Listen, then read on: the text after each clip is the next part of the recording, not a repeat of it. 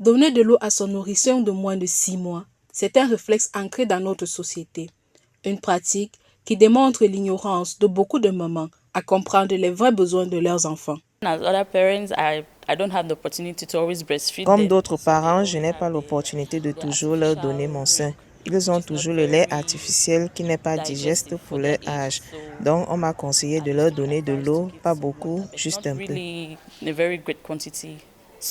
À la naissance, déjà, quand j'ai donné naissance à ma fille, le lait ne sortait pas. J'ai fait plus de 24 heures.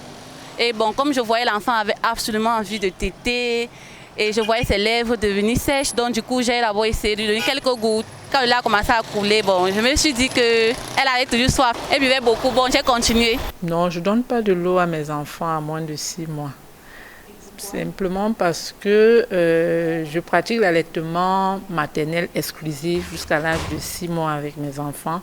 Donc, et comme le lait maternel est un aliment complet, et du coup, j'estime que l'eau n'est pas nécessaire. Face à ces divergences de pratiques, le recadrage est urgent.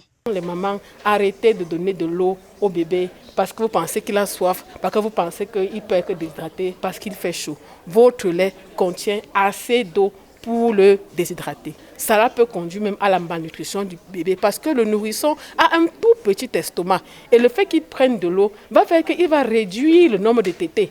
Et après, il ne va pas prendre assez de nutriments. Donner de l'eau coupe l'appétit du nourrisson, le prive de ses nutriments vitaux. Une réalité médicale qu'il est désormais urgent de relayer à toutes les mamans.